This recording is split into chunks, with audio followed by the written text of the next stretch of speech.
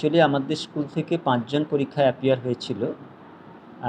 Appear হওয়ার কথা ছিল, কিন্তু একজন অসুস্থ হওয়ার কারণে অ্যাপিয়ার হতে পারেনি। বাকি ৪ জনের মধ্যে একজন পরীক্ষায় সফল হয়েছে। এটা লেয়ার 1 বা স্টেপ 1 এ। এরপরে আরেকটা ধাপ রয়েছে। মেয়েটির নাম হচ্ছে তনুশ্রী পট্টনায়ক। বাবার নাম শম্ভুচরণ পট্টনায়ক। তো ক্লাস 9 এ অর্থাৎ নবম শ্রেণীতে প্রথম হয় এবং প্রথম থেকে মেয়েটি মেধাবী এবং বিজ্ঞান বিষয়ে ওর বিশেষ একটা আগ্রহ রয়েছে। তো সেই নিরিখে আমরা ওকে পরীক্ষা দিতে পাঠাই এবং ও কিন্তু যথারীতি প্রত্যাশা মতো পরীক্ষায় সফল হয়েছে। রাজ্য স্তরের মতো একটা পরীক্ষাতে স্কুলের এই ফলাফলটা আপনি কীভাবে দেখছেন? নিশ্চিতভাবে এটা ভালো লাগার জায়গা, কারণ সার্বিকভাবে বিজ্ঞানের প্রতি ছাত্রছাত্রীদের অনীহার মাঝেও এই মেয়েটি আমাদের বিদ্যালয়ের মেধাবী ছাত্রী হিসেবে তার যে বিজ্ঞান মনস্কতা এবং বিজ্ঞানের প্রতি তার যে ভালোবাসার প্রকাশ ঘটিয়েছে পরীক্ষার মাধ্যমে, তা নিশ্চিতভাবে প্রশংসনীয়। এবং আগামী দিনে শুধু আমাদের বিদ্যালয় নয়, সমস্ত বিদ্যালয় থেকে যারা সফল হয়েছে তারা যাতে এই পরীক্ষার পরবর্তী ধাপগুলোতে উত্তীর্ণ হয় এবং নিজেদের বিজ্ঞান অন্বেষা, বিজ্ঞান মানসিকতা, বিজ্ঞান মনস্কতার প্রমাণ দেয়, সেই প্রত্যাশা নিশ্চিতভাবে আমাদের থাকবে। বিদ্যালয়ের এই সাফল্য ভবিষ্যতে ছাত্রদের কতটা উৎসাহিত করবে?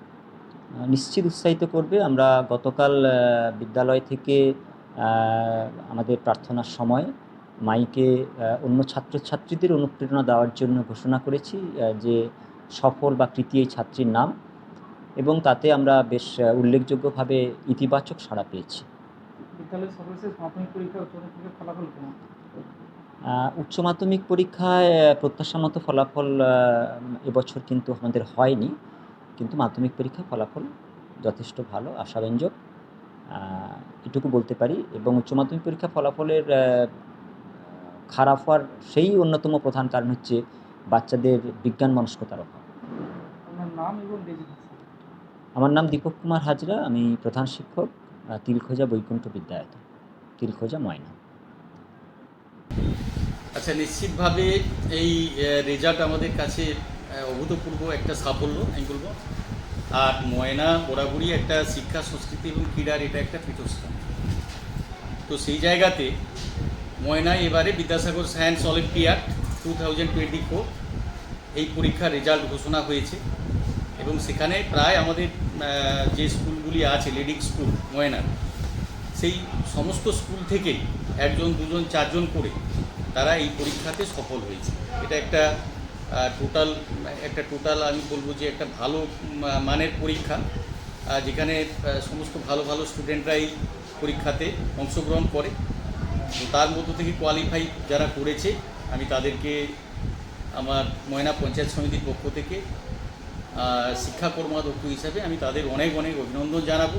তাদের এই সাফল্য আরও আগামী দিনে আরও বড় সাফল্য তারা পাবে। তো আমি যে লিস্ট পেয়েছি সেখানে দেখলাম যে রামচন্দ্রপুর রায়সুদ্দিন থেকে শুরু করে রামচক, রামেশ্বর, ময়না বিবেকানন্দ বিদ্যা মন্দির, পরমানন্দপুর যে ইনস্টিটিউশন, দক্ষিণ আনুখা, ইজমালি চোক, তারপর রামচন্দ্রপুর রায়সুদ্দিন তো আছেই, এই সাথে সাথে অন্যান্য প্রায় ম্যাক্সিমাম স্কুল আমি দেখছি যে সবাই প্রায় প্রতিটি স্কুল থেকেই 1 জন 2 জন 4 জন করে, দক্ষিণ ময়না হাই আছে, ময়না আদর্শ আছে